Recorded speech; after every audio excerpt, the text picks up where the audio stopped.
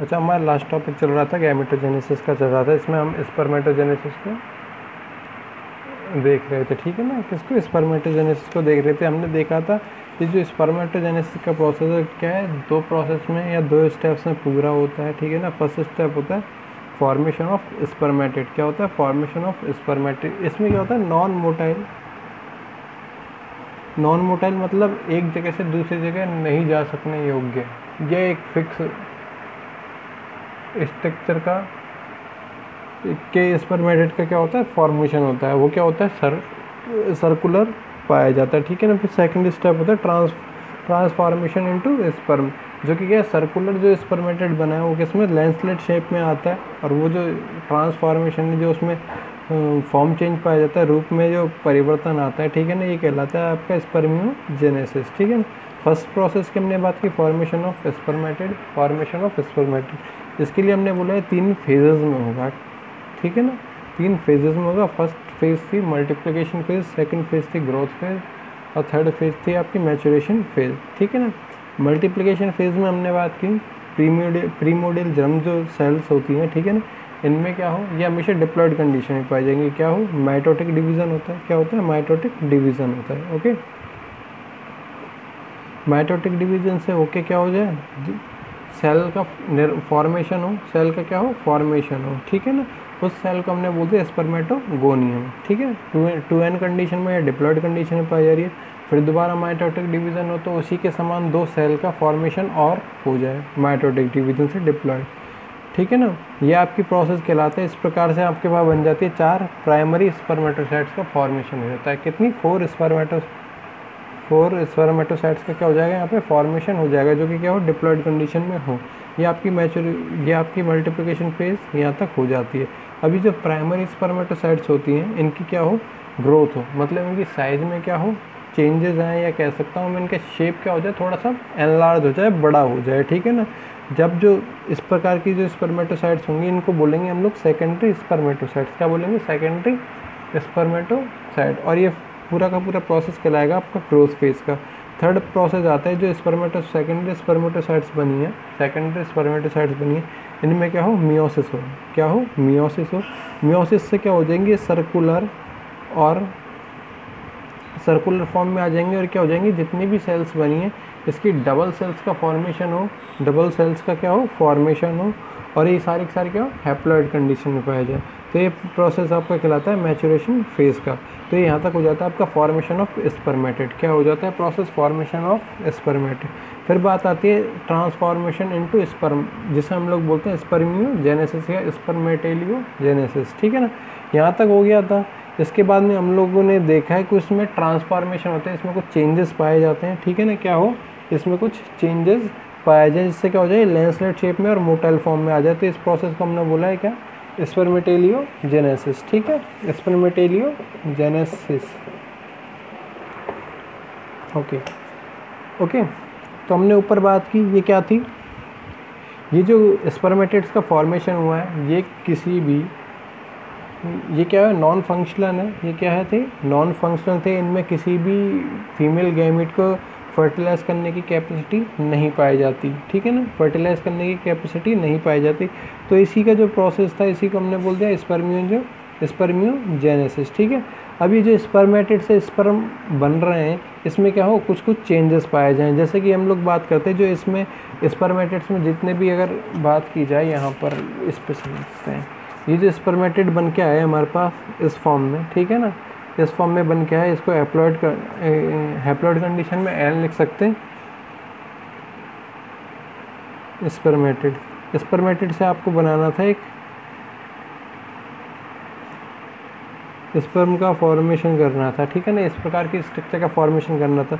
ये क्या थी? लार्ज स्ट्रक्चर थी। ये क्या थी? एन फॉर्म में है, लेकिन क्या है? स्मॉल स्ट्रक्चर है। क्या है? ये स्मॉल स्ट्रक्चर है। तो इससे इसका प्रोसेस जो होगा, इसमें जितनी भी एक्सेसिव चीज़ें हों, जैसे कि वाटर या एक्सेसिव थिंग्स, ठीक है ना, लाइक वाटर, न्यूक्लियोलस, ठीक है ना, ओके, न्यूक्लियर सैप,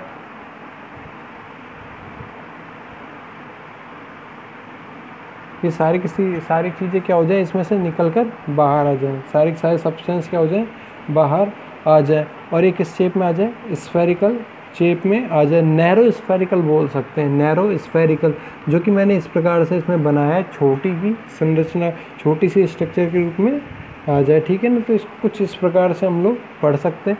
इसको भी हम लोग जब स्पर्म देखेंगे और स्पर्म की स्ट्रक्चर देखेंगे तो पूरा का पूरा डिटेल में एनालिसिस करेंगे। तो एक बार स्पर्मियोजेनेसिस को हम लोग देख लेते हैं, छोटा सा टॉपिक है। Okay, spermiogenesis, differentiation of spermatid. Spermatid में क्या परिवर्तन होना, किसी भी प्रकार का चेंज होना। The chromosome number of spermatid, एक मिनट, the chromosome number of spermatid becomes haploid. हमने भी ये कहा स्पर्मेटिड बोला था इसे, ये क्या है, हैप्लॉइड कंडीशन है। But they don't have functional capacity of male gamete. ये क्या है, फंक्शनल नहीं होते, फीमेल को फर्टिलाइज नहीं कर सकते, ठीक है ना। Differentiation takes place in them to form sperm. इसमें क्या हो, कुछ स्पर्मेटिड में चेंज हो जिससे क्या हो, स्पर्म्स का फॉर्मेशन हो, और इसी प्रोसेस को हमने बोल दिया this process is known as spermiogenesis और स्पर्मेटेलियोजेनेसिस। ओके, फिर नेक्स्ट बात की है हमने किसकी, जो भी एक्सेसिव अमाउंट में निकलती हैं। The change by which spermatid are undifferentiated into spermatozoa are much fundamental. Nucleus of spermatid contracted by removal of water. Excessive amount में क्या हो, स्पर्मेटिड में वाटर पाया जाए, उसको क्या कर दें, हम निकाल दें water from its nuclear shape and all chromosome situated in it becoming together and arranged in comparatively small space, जिससे क्या हो जाएगा, कम जगह में पाया जाए, ठीक है ना। It is necessary to reduce the weight of motile sperm. ये नॉन मोटाइल था, स्पर्मेटिड क्या था, नॉन मोटाइल था, मतलब भारी था, वेट क्या था इसका, ज़्यादा था। लेकिन ये स्पर्म क्या था, मोटाइल था, इसका वेट क्या होगा, वेट लेस। अब वेट को कम करना है इसमें ताकि ये मूवमेंट कर सके, मूवमेंट क्या कर सके, तेज़ी से कर सके। तो हमने क्या कर दिया, स्पर्मेटिड में से जितने भी एक्सेसिव चीज़ें थी, जैसे कि हमने बोला वाटर हो गया, न्यूक्लियोलस हो गया, न्यूक्लियर सैप हो गया, इनको क्या कर दें, हम निकाल ले, जिससे क्या हो जाए, इनका वेट कम हो जाए, स्पर्मेटिड का या स्पर्म का वेट क्या कम हो जाए। Comparative small space, it is necessary to reduce the weight of motile sperm. All unnecessary substance are removed. जितने भी अननेसेसरी सब्सटेंस है उन्हें क्या करते हैं, हम बाहर निकाल दें, और genetic material remains in nucleus. The size of nucleus is also change. इसमें साइज, न्यूक्लियस की साइज क्या थी, सर्कुलर फॉर्म में थी, ठीक है ना, और ये लार्ज था। यहाँ पे जो न्यूक्लियस पाया जा रहा है, ये स्ट्रक्चर, ये क्या है, स्मॉल स्ट्रक्चर के रूप में पाया जा रहा है, और कुछ एनलार्ज कंडीशन में, एनलार्ज बोल सकते हैं, या इलोंगलेटेड कंडीशन में पाया जा रहा है, ठीक है ना। Also change and to swim easily in water, it becomes long and narrow from spherical shape. ये क्या हो गया, लॉन्ग हो गया और पतला हो गया, लॉन्ग हो गया और स्पर्म पतला हो गया, ठीक है ना। Acrosome of sperm. अब अगर मान लो एक स्पर्म की, एक टिपिकल स्पर्म की स्ट्रक्चर देखी जाए,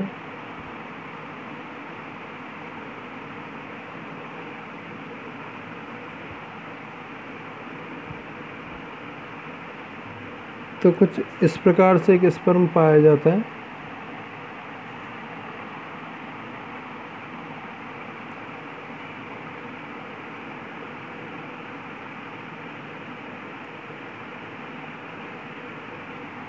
ठीक है ना, ओके। ये ऊपर वाला पार्ट होता है एक्रोसोम, इस पार्ट को हम लोग बोलते हैं एक्रोसोम। देखो इस रीजन को, ये जो पूरा फूला हुआ डोम शेप पार्ट होता है, डोम शेप पार्ट है, इस रीजन को हम लोग बोलते हैं हेड ऑफ स्पर्म। क्या बोलते हैं, हेड। स्पर्म का क्या है, ये हेड पार्ट है। और जो इसमें भी डार्क कंडीशन बनाई है, ये क्या है, एक्रोसोम पार्ट है। इस एक्रोसोम का काम क्या होता है, जब भी ये एग से क्या होता है, मिलता है, जब भी फीमेल एग से क्या होता है, ये मिलता है, तो एग को पेनिट्रेट करने का काम करता है, एग को पेनिट्रेट करने का करते हैं, काम करता है। अब इस एक्रोसोम का फॉर्मेशन क्या हो, इस एक्रोसोम का फॉर्मेशन होता है हमेशा गोल्जी बॉडी से। किससे होता है, गोल्जी बॉडी से। और एक बात बताइए आपको, गोल्जी बॉडी का फंक्शन क्या होता है, इसमें क्या होते हैं, हाइड्रोलाइटिक एंड प्रोटियोलाइटिक,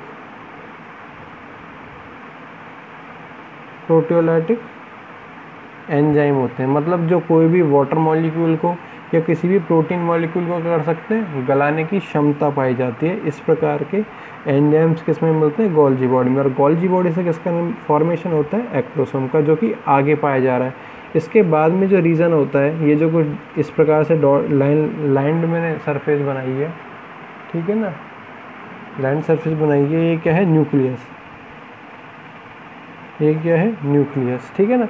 इसका काम था जो भी एग होता है, इसको क्या कर दे? फर्टिलाइज करने का, पेनिट्रेट करने का काम होता है। इससे जो एग की जो सरफेस होती है उसको क्या कर देंगे? इन एंजाइमों की सहायता से क्या गला देगा, पेनिट्रेट कर देगा, छेद देगा, जिससे क्या होगा? न्यूक्लियस, जो स्पर्म का न्यूक्लियस है वो किसके साथ फ्यूज़ हो जाए? एग के न्यूक्लियस के साथ आसानी से फ्यूज़ हो सके, ठीक है ना। तो इस प्रकार से कह सकते हैं acrosome of sperm is developed from differentiation of Golgi body. Acrosome को पार्ट था आगे वाला। The Golgi body of spermatids is made of membranes arranged in many cycles which surrounded many vacuoles in the center.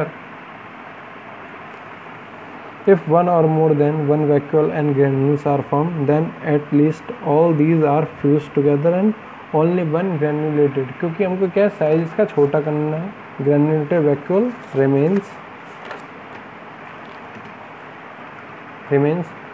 This granulated vacuole attaches with apical part of nucleus. अब ये vacuole जो पाई जा रही है, blank space जो पाई जा रहा है, किसके साथ अटैच हो है? न्यूक्लियस के। The granules increases in size. Now this is called acrosomal granule and it form the core of acrosome, जो कि क्या बनाता है? acrosome में फॉर्मेशन में हेल्प करता है। The fluid from vacuole follows outside and its membrane covers the anterior half of the proacrosomal granule and nucleus, just like bilobe cap. This double layered covered is called cap of sperm. देखो मैंने भी यहाँ पे क्या हुआ है, दो प्रकार की लेयर्स बनाई हैं, ठीक है ना। ऊपर की तरफ क्या बनाई है? दो प्रकार की लेयर बनाई है। इसको हम बोल सकते हैं कैप ऑफ स्पर्म। क्या बोल सकते हैं? कैप ऑफ स्पर्म, जो कि क्या करते हैं? इसको प्रोटेक्ट करने का काम करते हैं। Remaining part of Golgi body discharge with excessive cytoplast to spermatid acrosome granules have enzymes which are used in dissolving egg membrane. मैंने भी यही कहा, एक्रोसोम ग्रेन्यूल जो भी होंगे इनमें क्या हो? एंजाइम्स पाए जाओ, जो कि क्या एग की मेम्ब्रेन को डिसॉल्व करते हैं, फीमेल एग की मेम्ब्रेन को कर दे डिसॉल्व कर दे ड्यूरिंग फर्टिलाइजेशन के टाइम पे। ओके, अगर बात की जाए आगे सेंट्रोसोम ऑफ स्पर्मेटिड, जो इसका मिड पार्ट होगा एक्रोसोम का, सॉरी स्पर्म का, centrosome of spermatid is made of to cylindrical centriole. Centrosome का काम होता है हमेशा सेंट्रोसोम का काम होता है किसमें हेल्प करना? हेल्प्स इन सेल डिवीजन में क्या करना? हेल्प करना। किसका काम है? सेंट्रोसोम का। Centrosome of spermatid is made of two cylindrical centrioles which are arranged at right angles to each other. Right angle का मतलब होता है अगर एक इधर पाया जा रहा है सेंट्रोसोम, ठीक है ना, अब इसका राइट एंगल कौन सा होगा? ये वाला होगा, ठीक है ना। दूसरा इधर पाया जाएगा, अब इसका राइट एंगल कौन सा होगा? इधर होगा। तीसरा कहाँ होगा? इस प्रकार से होगा, ठीक है ना। तो इन स्ट्रक्चर को हमने बोला है सेंट्रोसोम या सेंट्रियोल बोल सकते हैं, दोनों चीज़ एक ही है, ठीक है ना। Forming the right angle of longitudinal axis of sperm. This centriole is called proximal centriole. The other or distal centriole takes the direction of longitudinal axis of sperm. Distal centriole which forms filament or its bracing canal of axial filament. Axial filament is the main part of tail of sperm. जो कि क्या कर रहा है? अच्छा, ये जो reason है आपका स्पर्म का, इस रीजन को हम लोग बोलते हैं मिडिल पीस, और नीचे पाया जाता है इसका टेल पार्ट, जो कि ठीक है ना। स्पर्मेटेलियो जेनेसिस। अभी क्या है, पूरा का पूरा हमने बात की थी स्पर्मेटिड की। स्पर्मेटिड का सर्कुलर फॉर्म में, इसमें कुछ क्या हो? मॉर्फोलॉजी का मतलब आपको पता है किसी भी स्टडी ऑफ एक्सटर्नल फीचर से एक्सटर्नल स्ट्रक्चर, ठीक है ना। तो एक्सटर्नल स्ट्रक्चर में क्या हो जाए, चेंज हो जाए। मेटाबॉलिक मतलब उसमें जो भी चीज़ें पाई जा रही है, क्योंकि हमने बात की स्पर्मेटेड की, स्पर्मेटेड क्या था, उसमें वाटर पाया जा रहा था, उसमें न्यूक्लियोलस पाया जाता है, उसमें न्यूक्लियर सैप पाया जाता है। ये सारी की सारी चीज़ें क्या हो गई, स्पर्म में से निकाल दी गई। एंड फंक्शनली वो नॉन फंक्शनल था स्पर्मेटेड, स्पर्म क्या है, फंक्शनल है। Spermatid is differentiated into sperm bye sperm Metamorphosis. Metamorphosis का मतलब होता है चेंज होना या डिफ्रेंशिएशन होना, ठीक है ना। स्पर्मेटोजेनेसिस इसी को बोला है हमने। स्फेरिकल नॉन मोटाइल, स्फेरिकल का मतलब होता है गोल, नॉन मोटाइल का मतलब जो चल नहीं सकता। Haploid spermatid develops from spermatocyte is converted into thread like, thread होता है धागे के समान, मोटाइल जो चल सकता है, और हैप्लॉइड स्पर्म में क्या हो जाए, चेंज हो जाए, ठीक है ना। Nucleus of spermatid forms head and Golgi body forms acrosome. ये हमने बनाया हेड स्पर्म का, ठीक है ना। इसमें क्या पाया जा रहा है, न्यूक्लियस पाया जा रहा है, जो कि है इसका आगे का जो पार्ट था, एक्रोसोम बनाया किसने बनाया, गोल्जी बॉडी ने बनाया। माइटोकॉन्ड्रिया फॉर्म्स मिडिल पीस, जो इसका मिड रीजन था, ये किसने फॉर्मेशन किया है इसका, जो ये यहाँ पे पाए जा रहे हैं आपके क्या, सेंट्रोसोम पाए जा रहे हैं, इसके सेंटर में पाया जाएगा माइटोकॉन्ड्रिया, क्योंकि ये मोटाइल होता है, चलने के लिए इसको क्या चाहिए, एनर्जी चाहिए, और एनर्जी कौन प्रोवाइड कराएगा, माइटोकॉन्ड्रिया प्रोवाइड कराएगा, ठीक है ना। Mitochondria forms middle piece and the distal centrosome form tails. Sperm can remain alive from several years in tranquility, resting state and cold storage. Cold storage में इनको कुछ दिन तक क्या है, सेव किया जा सकता है, but their life span is up to 55 to 60 minutes in active condition. मतलब अगर ये फीमेल बॉडी के अंदर है तो ये लगभग 1 आवर तक क्या रह सकते हैं, सही रह सकते हैं। उसके बाद क्या हो जाएंगे, हाई टेम्परेचर के कारण बिल्कुल बेकार हो जाएंगे, ठीक है ना। फिर बात आती है स्ट्रक्चर ऑफ ह्यूमन स्पर्म की, फिर बात आती है क्या, स्ट्रक्चर ऑफ ह्यूमन स्पर्म की, जो कि हम बात करेंगे नेक्स्ट वीडियो में। Thank you.